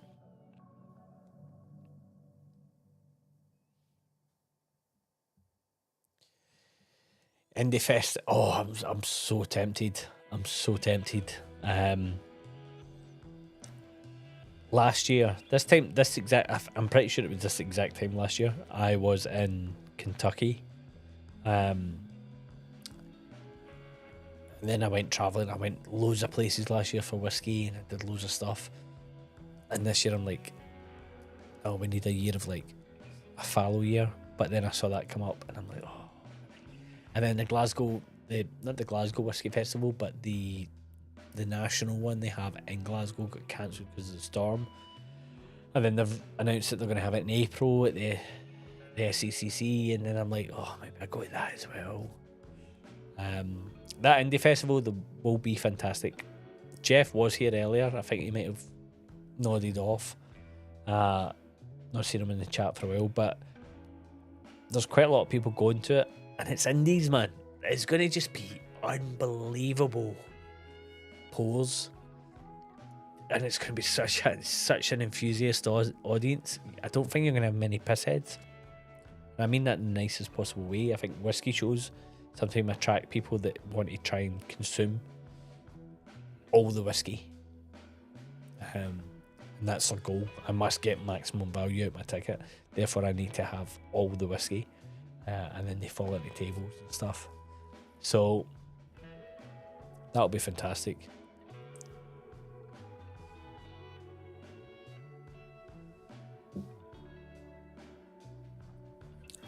Frank, you going? Are you heading over to Leith? Is it in Leith? Or just Edinburgh in general? I don't know why I said Leith. It's one of those ones, isn't it? It is one of those ones where it's cost as well. So what I found when I did the whiskey fringe last year, different time of year, but my biggest problem is I'm Glaswegian. Not a problem. It's the best problem to have. The Glaswegian part is getting back to my mum's where I would stay, and it's tough. It's a nightmare. The rail system in Scotland's a nightmare. And then is it a bus? And then I want to be sitting in a bus after having a day of DRAMS. I'm saying this as if I know there's still tickets left. I know that it's getting really close to being sold out. But I think it'll be a fantastic day for everybody that does attend. I think the opportunities to like try amazing liquid and chat with the people and watch the film itself, and it'll be fantastic. Oh, we've just had a light go. It's all technical issues this evening.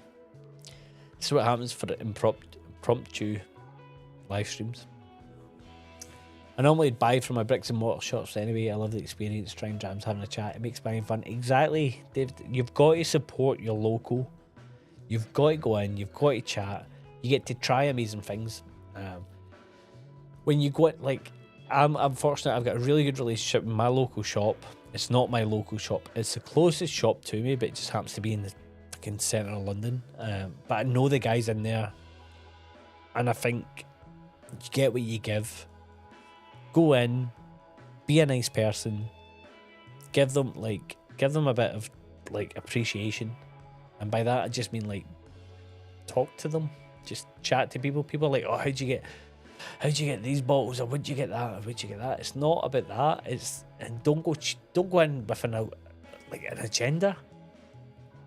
I built the relationship up with my local shop by that being my local shop next to my work, and I would go in and look. And then you start to talk to them.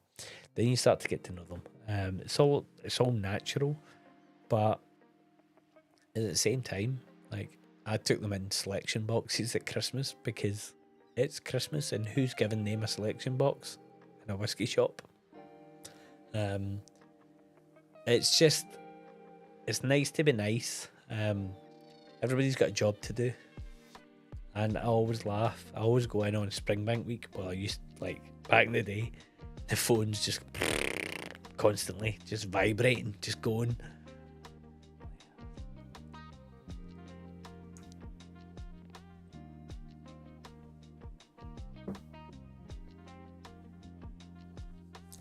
No piss house in Edinburgh. It'll be full of whiskey perverts. Hamish, that what a term, the whiskey perverts.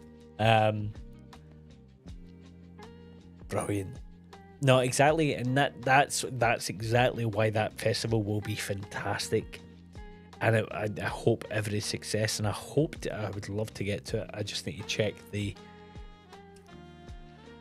marriage diary and make sure that it's an actual possibility. You saying whiskey perverts just took me back. Years ago, used to go to Copenhagen a lot because of cheap flights, and at the time it was pre-Brexit. The Danish krone, it was all right. It wasn't cheap, but it wasn't expensive. I think it was like 10 to 1, so it was very easy to work out. So if a pint was like 30 krone, it was £3. It was never 30 krone. It was like more 45. But I live in London, so we would go there, have great weekends, and we went to the Carlsberg distillery. You can do the big tour and all that. You go all the way around, a bit like Guinness, and then you get to the bar, and then you get your free pint at the end. The guy behind the bar was this Glaswegian guy. My God, and I'm talking about this is maybe 9 years ago, and with my Aussie mate and my English mate. And shocked to hear a Glaswegian. Everybody else has been Danish the whole way through. Get to the bar and it's a Glaswegian barman, because of course it is. we get chatting, and I'm like, so what, like, how did you end up here?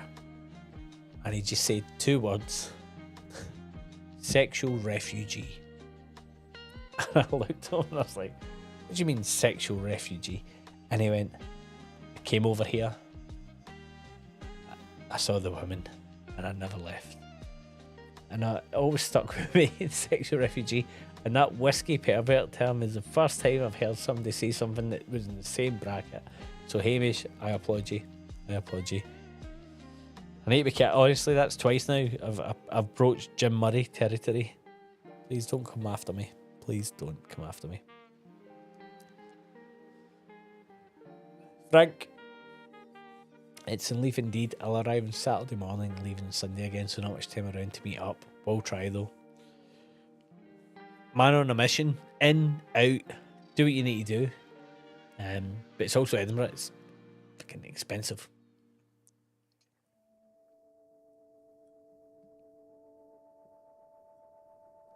Craig, I'm in Glasgow Tuesday.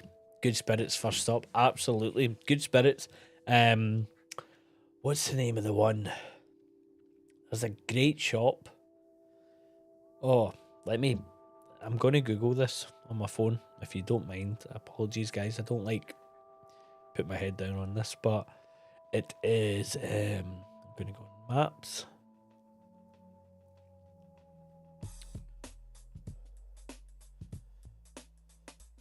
It's on Great Western Road in Glasgow, right?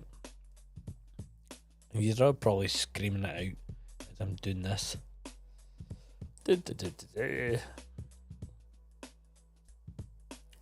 Right. Come up the road, past there. It's so weird how everything's renamed. I hate getting old. I hate getting old. Everything, you know, changes. Valhalla's Goat. I'm going to put it in the chat, Craig, for you. I'm sure you know it already, but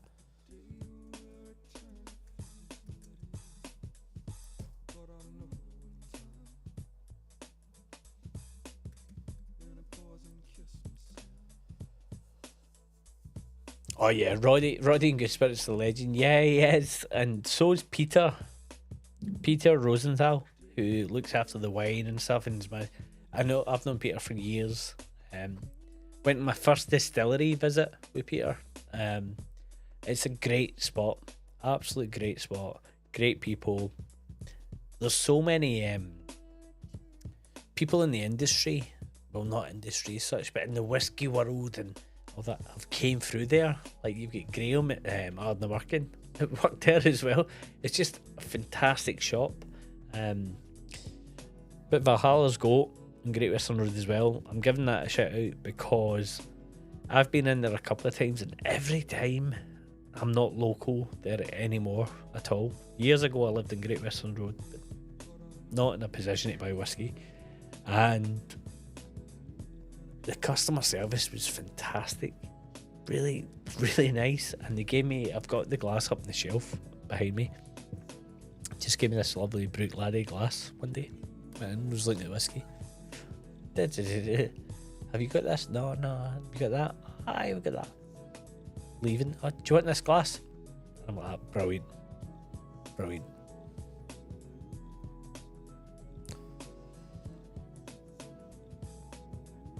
Something in Bath Street, Bonaccord at the top, SNWS at the bottom. Yeah, well, aye, pretty much. Aye, sorry, I was getting mixed up there with Hope Street. Yep. What a run! What a run! Good Spirits. Well, you've got to time it right, and then you try and be smart. You go, I'll go Good Spirits. I'll walk up. I'll do pot still, out, Bonaccord. Come round SNWS, but then you end up never making it back round, or you never make it further up the street. That's my experience anyway. The gate in the East End should not be overlooked either. I know it's away from like the central hub, but taxi wise from, let's see, Good Spirits, SNWS, you're what, maybe a tenner, maybe? And it's worth it. The gate is fantastic.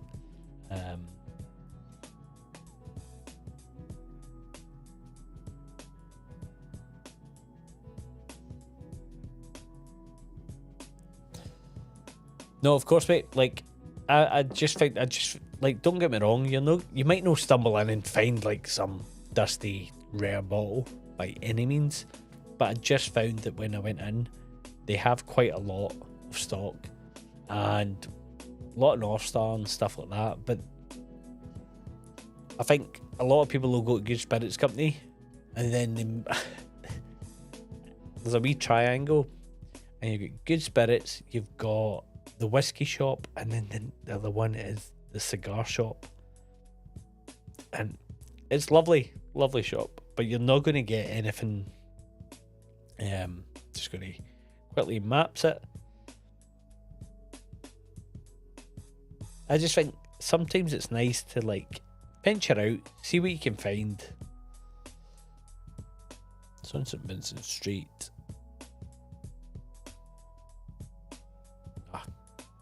Not going to find it.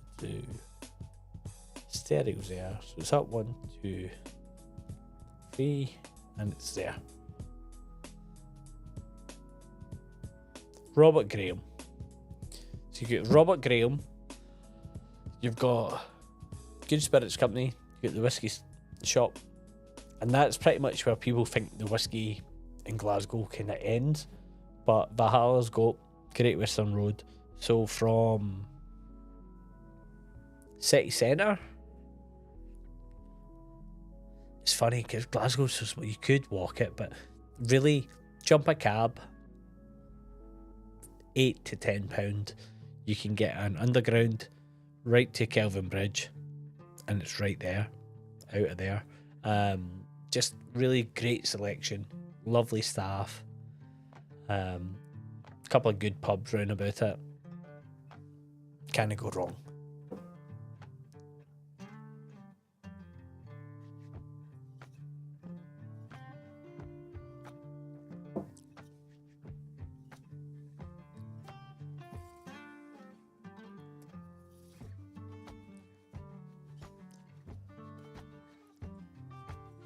I will say that corn whiskey, I don't know if it's because it's in the Oloroso cask.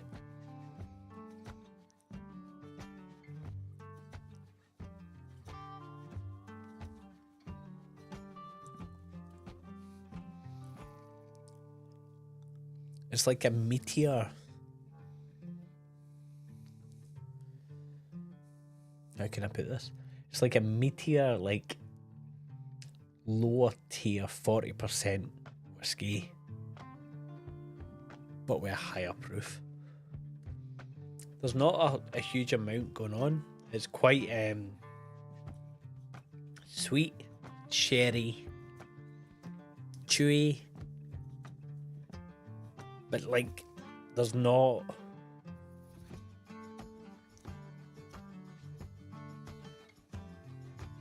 it's fine.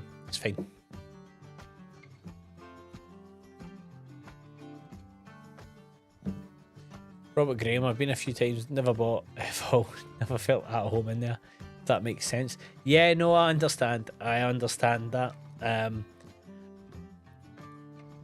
met one of the people that work in there when I was up for the Glasgow Whisky Festival, because you have to buzz in, don't you? Then you buzz in, you come in, there's a person behind the counter, shelved, and then you're just kind of like, oh, now I feel like under pressure to do something and like commit to something, and it's not ideal. I found the best way for me, Hamish, is I just talk to them. I'm not saying you never. It's more just, let's break the ice, rather than feel like, oh my God, why is it so quiet in here? And the reason that we remembered each other, I think it was the Glasgow Whisky Festival, was because I had my little pocket DJI camera that I'd just gotten the first time I went in, and I said to them, do you mind if I film? I've got this little camera that I can go up and down with. And they were like, yeah, no. She's like, oh, what's that? And I was like, oh, have a look. I said, don't worry, I won't film you, nothing like that. And then we got talking again at the event or whatever it was, and just try to place it. Don't know if it was in the Bon Accord or at the actual whiskey festival, but definitely met them. And I was like, and she was like, I remember you because you had the camera and you said to me. I said, oh no, absolutely. So yeah, no, I understand. There's quite a few shops like that though, Amish. Like, there's a couple in London that have that, where other people have great relationships that I know, and I'm just like, every time I go in, I just feel like uncomfortable as hell. I feel like I shouldn't be in it, and I hate that. Whereas the other one, I think, I don't know, I'm trying to say that, but I concur.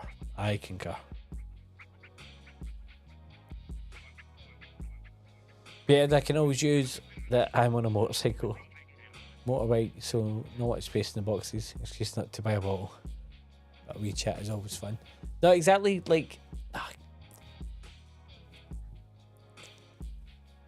I don't think there's any obligation to buy either. So recently I was in Berry Brothers, really famous, old school London institution wine and whiskey and spirit shop, right opposite Pall Mall, right next to the palace and all that. And you go in and it can be a bit overwhelming, but they've redone it all. They've opened up a whole new space for the whiskey, and you go in and it's just bottles. When I went in, I was videoing it, so you'll see the video eventually. But I got talking to the guy behind the counter, and lo and behold, into his job, doing doing what he should do, and chat to me, and we got chatting. He's like, oh, so why do you love this so much? And I can see you're taking video, and so why are you doing that? And I was like, oh, I have a YouTube channel, and I do this and I do that. He's like, over here, table, 3 bottles out, pour. Right, try this. But not under the obligation of film this or do that. It was more like, you like this, I want to help you out. I dig in my bag, I pull out the Thompson Brothers from last week that did the PX Octave one, and I'm like, there you go. He's like, what, for me? And I'm like, aye, for you. He's like, oh, I thought you just wanted me to smell it. I'm like, so there's people going about whiskey shops in London at the moment that are taking really nice whiskies and going, smell that, and then taking it back, because it happened in a few shops. Weird, very weird. Anyway, digress. I'm trying an Amaret Fusion. Can't taste anything. Hopefully a 2-day bug, or my wife would say I had just gone. Oh mate, there's nothing worse. There is nothing worse than realising that you can't taste anything.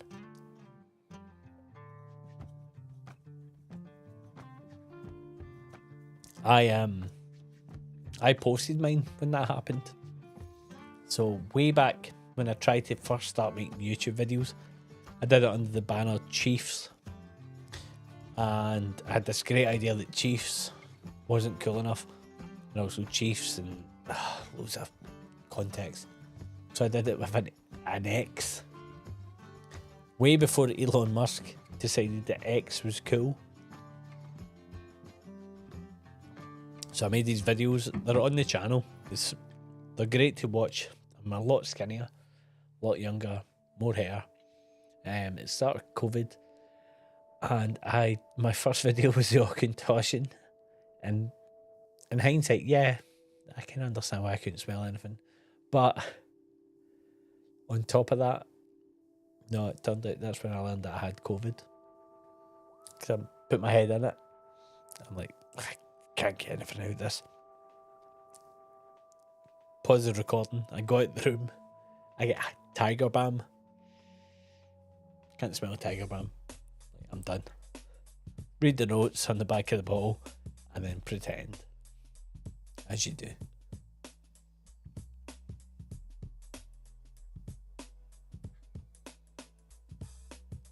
Right, guys, we are coming on to the last of the Thompson Brothers night in celebration of their new distillery called, I was trying to work out the name of the distillery in my head, Strewery. Someone posted a picture earlier in one of my groups of Stewie drunk. I was like, ah, that's close enough.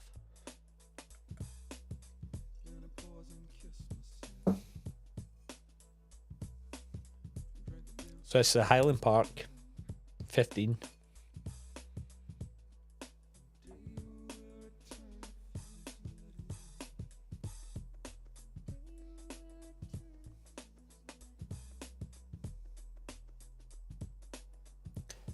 Petehead, always a pleasure. Thank you for joining.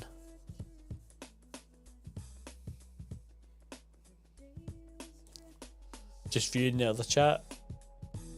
Highland Hamish. You'll see you soon.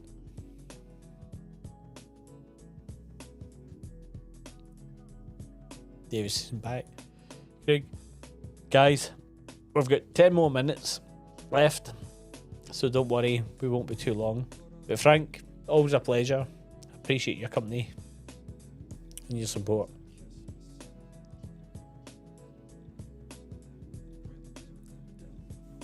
Oh, that's a step change. Oh.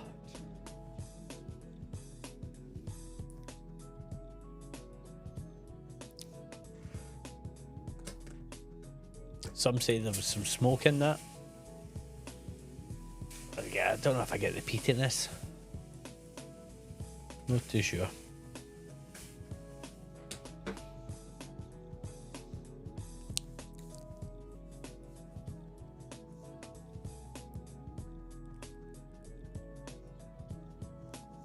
Right, we've got 10 minutes left.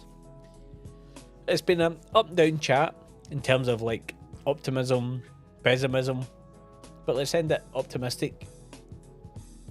Coming to the end of Feb, what are we hoping for? What would excite you in the world of whiskey right now? In terms of new bottles coming out, or price points, or reductions, or I'll give you my top two at the moment. Is one, Springbank. Really looking forward to the new local barley. If new local barley comes out and matches last year's, I'll be delighted. If it matches the year before, I won't be so delighted. So we have that. We have the Buffalo Trace Antique Collection coming if you're into your bourbon. I may have recently just tried the new Weller Foolproof single barrel. That's at Melody. It's a bit all over the shop with it, to be honest. But there'll be a wee video of that coming out for DRAMS on the Run. What else? What else is exciting? That has been new. I mentioned Ardnamurchan. They've got the new Madeira cask coming out, but I've just not seen much else. So I'm asking you guys, what is exciting? What is coming? The smoke's behind you. I don't know what smoke you're talking about. I have no idea. Like, if anything was going weird behind me, there'd be like some weird like colour movements. The most unsubtle person ever. Don't forget, I have my 007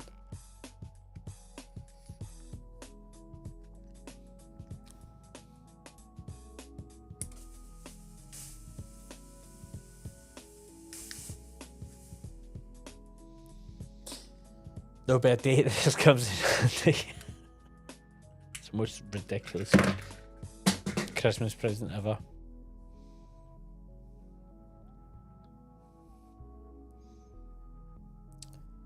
Highland Hamish is saying, okay, it's not coming up. There we go. I've got Thompson Brothers Orkney 17, 57% are taking the brand Chevy filled whiskey peppers. Do you know who you are? What? Like, I'm just going to check. Is this? No, Orkney 15. Unreal. And then all things Ardnamurchan will be exciting. Yeah, like, are we just getting too complacent with Ardnamurchan? Because they keep putting out great shit. Is that the problem? Is that what's happening? We just expect it to be great, therefore we don't appreciate that it's great. Do you know what I mean? Like, is that what's going on? Looking forward to summer. New bourbon from me, but I would love 46% unchilled filtered whiskey to become more mainstream. Yeah, I think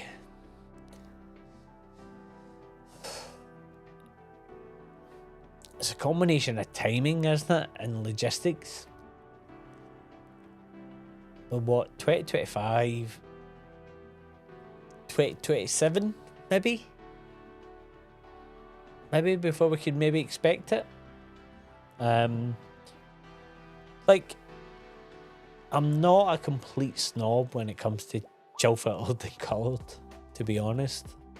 It's shite, but sometimes it's alright. It's alright, and so I don't want to be that guy that's like banging the drum going, oh, it's terrible and whatever. It's got its place, but at the same time, you do notice it. You do notice it. You notice the difference.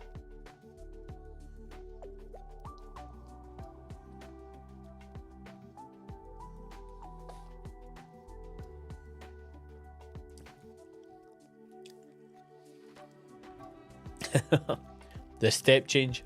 So we went from, for context, roundup, Springbank 10, Thompson Bros 8, blend, North Highland blend, the blended sherry whiskey from Thompson Bros, Canadian corn whiskey, and then I've went to a 57.1% Orkney.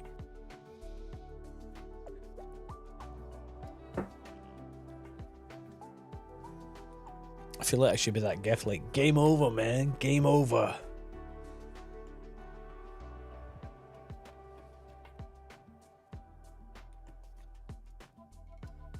I absolutely read that wrong, Hamish. I read that so wrong. That I thought you were saying slanger to your mum. Apologies. It made me chuckle. It made me chuckle in myself. But of course, you wouldn't be saying that. Just like, wow, rogue. Saturday night DRAMS going wild. I get excited and brought back the 14. I know. But I think I wouldn't be amazed if within the next year a lot of brands do what the Japanese did. Japanese whiskey did this and we all took it. Glenlivet did it. He just go, no more. And that's quite bold. And they go, but we're bringing out this new one that is no age on it till we get our stock up. And I think that would be quite wise. I think that would be quite wise for a lot of people. But look, they look at the numbers. We don't know.